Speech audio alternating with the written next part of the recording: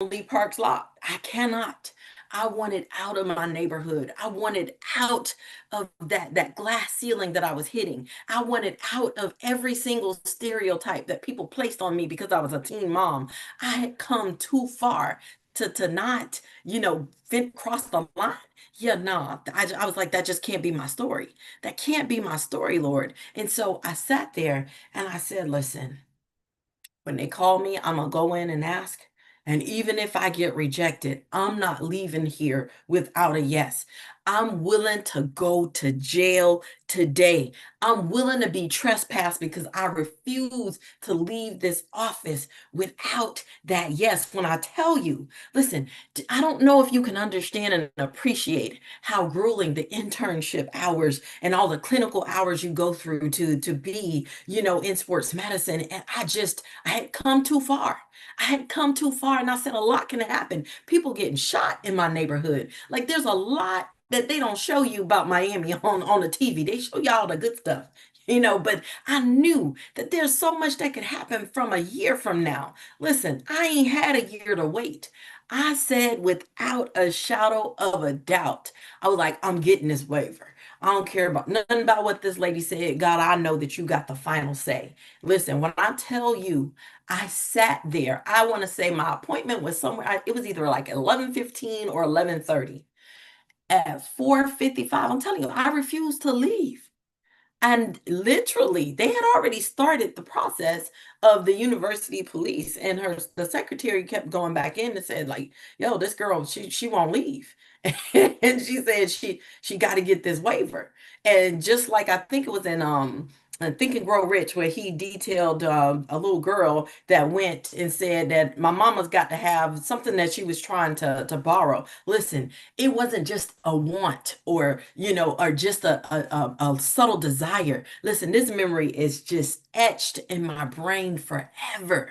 So I'm asking you, do you remember the time? Because see, I remember the time that I sat there, and because I wanted my degree so bad, because I wanted change for my family so bad, because I wanted to sit for my national boards, I just wanted my opportunity that I had worked so hard for. Listen, I was willing to go to jail. I said, by any means necessary, I will cross this finish line. By any means necessary. So I can remember the time. And guess what?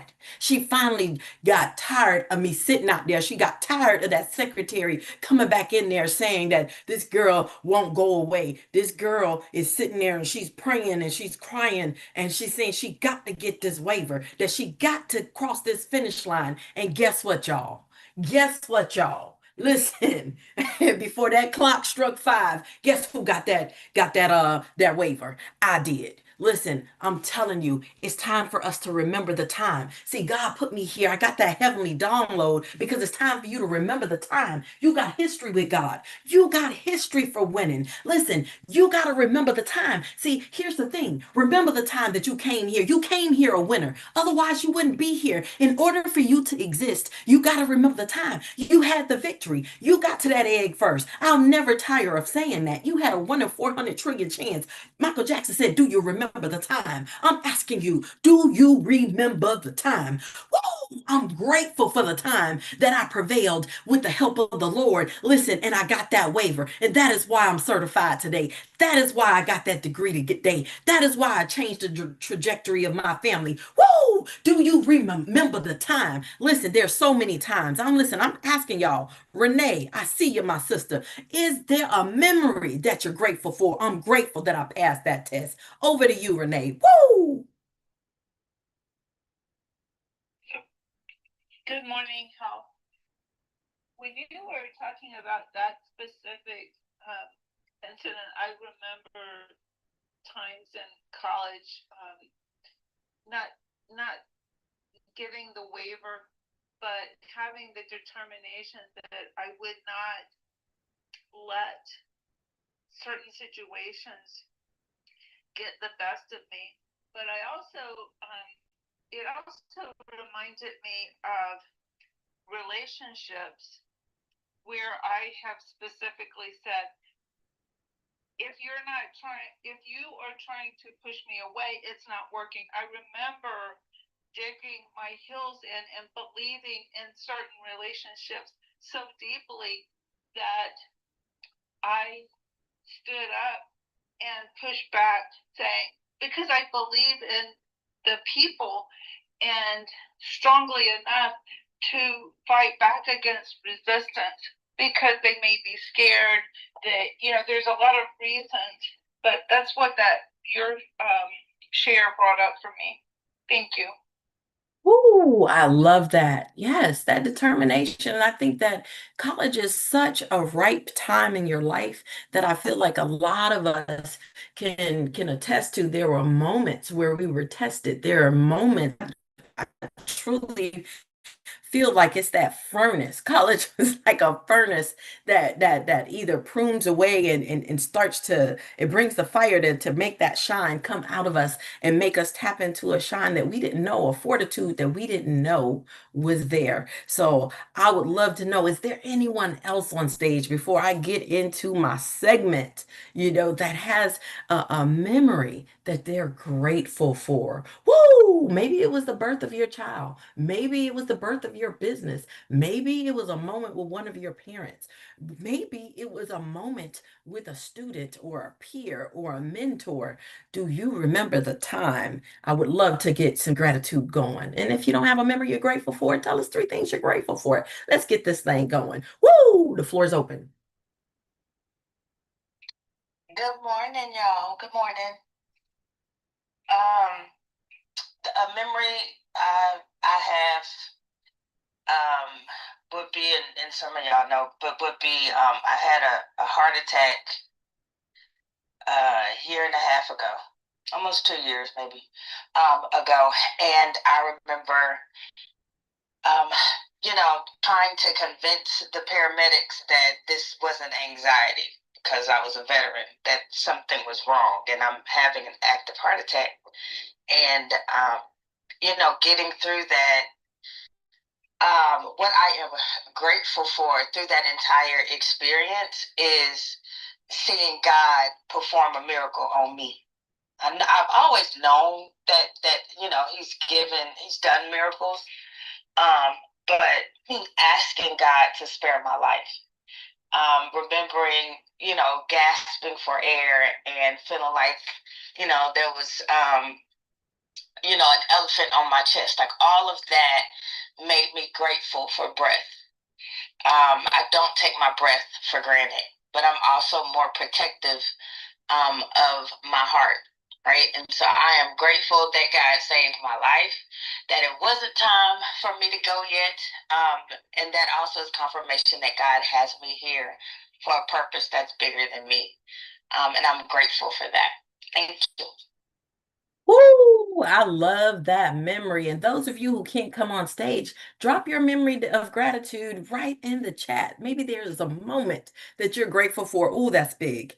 That is so big, chat, because you tapped into something that I shared a while ago last year about my granddaughter in an emergency room experience with that. And I'm so grateful that you advocated for yourself and that you didn't allow, it to be dismissed as something that was just stress or something that was just mild. And you were able to tap into that saving grace of time, that early detection. I'm so grateful you're here. And I am so grateful for you, chat. Yes, I'm so happy and grateful for that memory. Thank you. Can I have one last thing too? And I put it in Absolutely. the chat. Absolutely. All right, thanks. I said that he's the God of the encore. James Fortune has this song that I love, but if you think about it, God is the God of the encore. Like anytime that we get low or we get frustrated, we can remember the time that God brought us through, and He's never taken me through anything and not given me something better, right? It's just while you're going through, sometimes it gets dark, but if you remember that if He's done it before, He'll do it again. Then to me, it will increase your faith, cause you to trust God more, but also believe in yourself that this is only temporary, and God will take you through it, on the other side better than where you were before. I absolutely believe that. Show enough. I have seen it happen when my granddaughter's life. I have seen that happen, in the emergency room. And a lot of the champions know because I back messaged them to just, enter a time of prayer and intercession for my family. So I am so, so grateful that you brought that up. Pastor Jeff, I think I saw you on mic, brother. Happy Memorial Day, everyone. Over to you, brother. Absolutely. Say to Christy, thank you for your service and thank you for sharing. Health Wells, if we could bottle up just 1% of your motivation and sell it, we could be billionaires. You know, I love you, lady. Look, I thought about two things. One was a motivative incident that happened in high school. I've shared about my counselor, but I'm not going to share that one right now. I'm going to share the miracles since Christy talked about the miracles.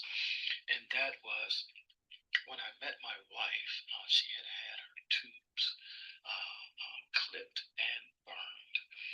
And I had not had any biological children as of yet, although I had raised three boys and considered them my own as though they came from my loins.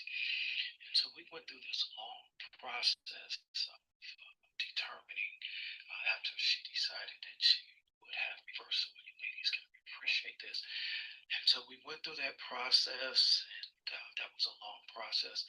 And the doctors told us after the procedure was completed that we had a certain amount of time, and that if she didn't conceive in that time, then basically that was it. And so we, in the back of my head, had considered, okay, well maybe I'm gonna have to do some adoption of it. But more than a year past that time, uh, and we had just settled in. She conceived, and so when she conceived, Health Wells, look here. But I said to God, I said, look, God, if she's not having twins, a girl would not be funny. Now I know you got a sense of humor, God, but a girl ain't gonna be funny. I need a boy who can keep the Moffat name going. Now, my brother had a son, but we ain't dependent on my brother. I'm the oldest child of both my parents, and I needed a son. And I was happy when God said, you know what, you so crazy. I'm going to give you your request, even though I get to choose what you have. And so I did. I did have a son. And so that miracle, as you talk about being grateful, I remember because God was gracious. And what he did was in a way, as Christy said, the encore. Well, God has a way of doing things that you have to give him credit for. The doctor had said, no, yeah, she's just not going to conceive. It's not going to work. And long past that, God said, it's not over until I say it's over. So thank you, Health Wells, for your motivation, all that you do, sharing that story and provoking us to think about a moment that changed our lives and causes us to have gratitude. Because gratitude puts us in the right attitude, which takes us to the right altitude. And that's straight through the frequencies of our Creator. Back to you, Health Wells. Woo! Oh, that'll preach right there. Oh, I love that closing statement. Yes. Oh, that story. See, there's something that we get. There's those intangibles. That's what I love about mastermind groups. Pastor Jeff, it's not so much as whoever the leader is of that thing, but it's these intangibles that happen through conversation. See, that just gave me a little more, help, a little more oomph in my step because I've been battling something with one of my former clients up in Jacksonville, and who has a prognosis that from the start that wasn't good. And just listening to your story and listening to that timeline, listen. Anything's possible with God. Listen, nothing is impossible with him. Anything is possible. I get that we practice medicine, but God is the only one that's perfected it. Listen, that's why I love Chat's testimony and I love Pastor Jeff's testimony. Listen, and if you would have got that girl, I know you would have been just as happy. But I love that you talked about the humor of God. They say tell the truth and shame the devil. I would have accepted it, but I wouldn't have been as happy because, yeah, like I said, I'm just going to admit to the, we can call it whatever we want to call it. A man, I wanted a child that had my last name and was going to keep the name going. So, I can't make sure that my son keeps it going, but at least I got a son to keep it going. Showed up, showed up. You're right. I love that, Pastor Jeff. Love that honesty too. Yes, Renee, I saw you on mic, sis. Go for it. Yes, I was thinking that sometimes you were asking about memories, and sometimes when we're asked about memories, we think of things in the distant past. But I was thinking all of about what I'm about to say happened, I believe, starting in January, when you remembered us and invited us to bring our program into your school for the No More Trauma Day. And we're very grateful for that, because I was, as others were sharing, I was reminded of how many lives we have actually touched over the course of the school year that we've just finished up. And I'm very grateful for that. We are. That's what I wanted to share. Thank you. Oh, I love that. And indeed, y'all have, Renee. And I think about the fact that some of those students that have just now graduated and what they're able to take along with them and that spark of hope and the tools and resources. I saw a shift in my kids, for the remainder of that year. And then all of them are networked. They're within families. And so that is one of those that's like that butterfly effect, I believe they call it. So that seed, I'm glad you brought up that memory because that was really, truly a great memory. I'm grateful for that moment, but I'm grateful for those seeds and them getting to see you all. And you guys, they showed up, literally as if they were, it was the most prestigious stage ever. If it was the most prestigious group of people ever, they served those kids well beyond, anything that I could have thought, asked, or hoped for. So I'm so grateful that you remembered that time. Is there anyone else before I get into the rest of this segment, man? We got some exciting stuff over this hour, exciting clip. Is there anyone else had a memory and gratitude that they wanted to share or bring up? I don't care how big or small. All right, let's get to it. I'm so grateful y'all are here in Breakfast with Champions with me. I need to take you back in time. And let's think about the fact that you were crafted from a win. Do you remember? Like, think about it. God ensured that you showed up here a winner. Do you remember a time you came here a winner? Do you remember what it's like to feel hydrated? Do you remember the time? Do you remember the time that you got enough sleep and you actually woke up rested? Do you remember a time that the fact that the greatest book that I call the personal handheld library, it says that there's a balm in Gilead. You know what that means? That means everything that you possibly need for your health, your longevity, your wellness, your fitness is right here in the earth. Do you remember the time that you heard it or either you read it? Woo, listen, do you remember the time? Do you remember what it feels like to be clear-minded and centered? Do you remember what it feels like to be in control of you and your faculties? Do you remember what it's like to not have your mind racing? Do you remember the time? Oh, I wish I had that Michael Jackson clip to play literally. Do you remember the time? It's time for you to ask yourself that question. Listen, I love this moment inside of the movie, the great cartoon movie that is called The Lion King, because Mufasa said to Simba, remember who you are. I stopped by to say, it's time for you to remember who you are. Listen, do you remember what it feels like to be lifted up? Do you remember what it's like to be mentored? Do you remember the fact that you're standing on somebody else's shoulder? Do you remember that everything that you need is right here, right now within you. Do you remember that Dr. King said, all can be great because all can serve? Woo! Listen, I feel that thing is shut up in my bones. Listen, do you remember the fact that you arrived here addiction free? Do you remember that you do and you can have discipline? Listen, do you remember that your muscles are the most metabolically active thing and tissue in your body? Do you remember? Listen, here's how I know that you have the capacity to actually have discipline.